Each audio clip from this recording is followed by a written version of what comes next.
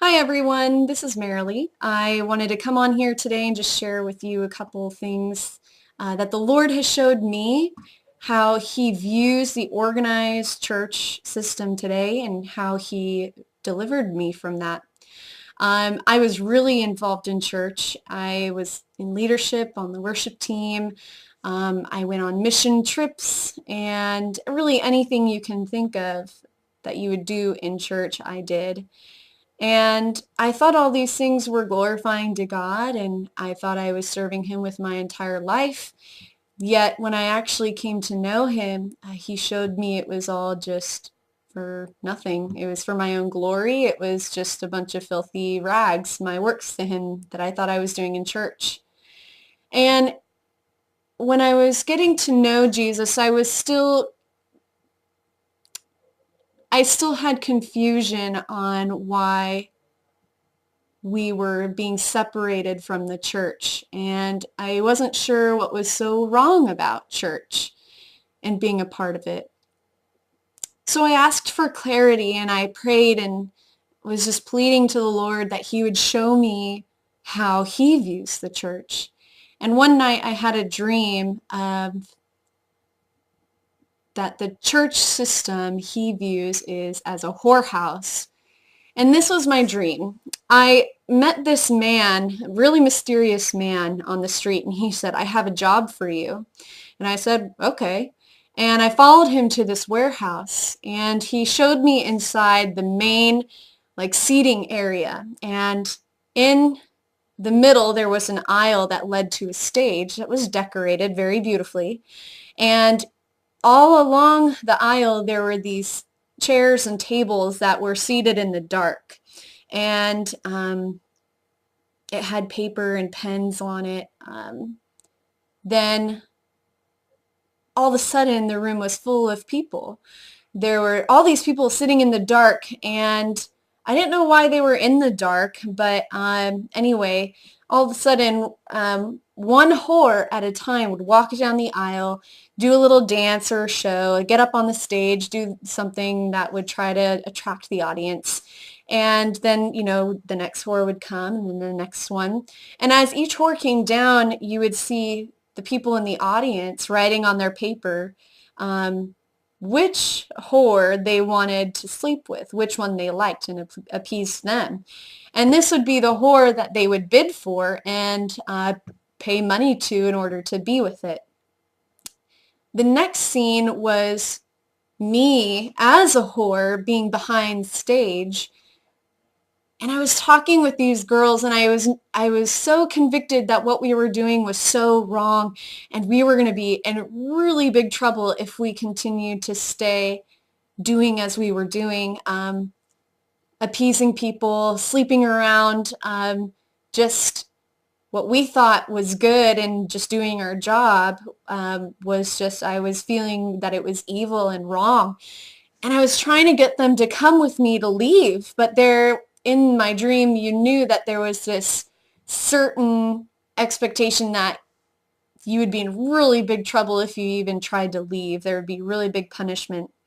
And I was trying to convince them to come with me to leave, but none of them really wanted to. They all just said that I was over exaggerating and that it wasn't a big deal, just to calm down, and that they wouldn't do it because they didn't want to get in trouble. But I was convinced that I needed to leave, so I got up and I started running down this empty floor, and I noticed that there was another girl running with me, and there were these men, maybe like 10 of them, chasing us, and they were trying to get us and bring us back into this whorehouse. And so I had to fight so hard against them. I had to punch and kick and squirm to try to get out of their grips. And I was noticing that this other girl was trying to fight hard too, but eventually she just gave up and let them drag her off back. And I had to fight and fight and fight until finally I was able to get out of this warehouse, and I was free. I was liberated, and that was the end of my dream. Now, what Jesus showed me is those that were in the audience in the dark there, writing on their pieces of paper, is the congregation, the people in the church. And they are wanting to tithe and give their money to the church that appeases them, says what they want to hear, and the church that they like. And they want to sit in the dark because they're full of sin and they don't want their sin to be exposed. And the whore that would walk down the aisle to the stage is the leadership of a church. And not just the pastors, but all the leadership that is involved in church. And they would do their little dance, sing their little song in order to attract the people in the audience so that they can get their money and that they would gain their popularity so that they could be the best whore. The danger about leaving the church that I felt is when you try to go against and preach against this worldly and sinful church system, people fight against you and they want you to continue to stay plugged into some kind of church system. But the problem is it's full of sin. And this is what Jesus has showed me, is that the church systems are full of sin, and they don't want to truly repent of all sin and live righteously for Jesus. They want to live for themselves, and they want to attend church and play church and give lip service to Jesus, but they don't want to offer their life as a full sacrifice to Jesus, being pleasing to him. And this takes a lot of work to do. And you have to be willing to give everything for Jesus. You have to be willing to pick up your cross. You have to be willing to deny yourself and carry all that for Jesus. That takes a lot of work. That's not a piece of cake. And the church system likes to just sit back and comfort each other in their sins, and that's wrong. We cannot okay sin. Sin is of the devil. If you sin, Jesus is not your father. The devil is your father. Jesus has nothing to do with sin. They say that you can find Jesus in church, but Jesus is not there, my friends, because Jesus has nothing to do with sin. He says, what fellowship does light have with darkness? None at all. And he also says that he is the vine and his true children are the branches. And if you are not his true child, you will be cut off from that vine and you will be thrown into the lake of fire. I know that I want to be pleasing to Jesus.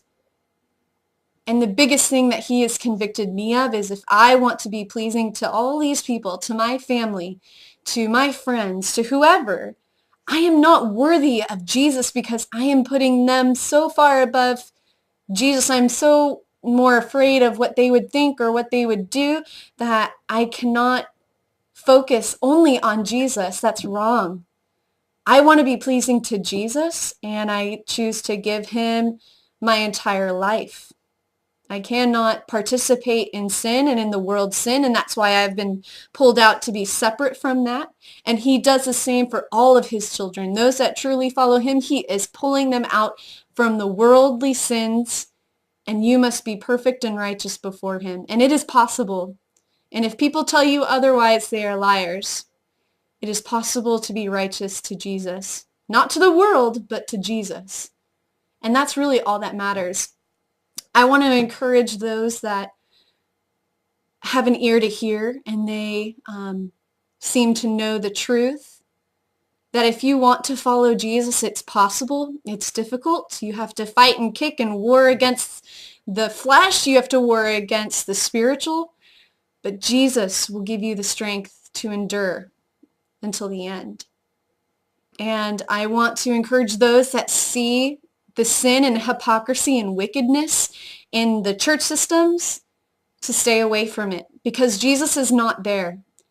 Jesus will be with those that are righteous to him, that are sinless in his sight, not the world's sight, but his sight. That is what matters. Jesus will not take a whore as a bride. He will not take a bride that has spots and stains on her dress. He will only take a pure bride. Only those that are blameless, righteous, and holy in his sight will enter heaven. No sinner will enter heaven. If you are still in sin, repent of all your sin, not just one particular sin, but all of your sin, and live for Jesus, pleasing and holy to him. I hope that this encourages some people, and I hope that this can wake some people up, and that they would truly get to know Jesus and start seeking him. While it is called today, get to know Jesus. He has given you the opportunity today. I love you guys, and may Jesus bless you.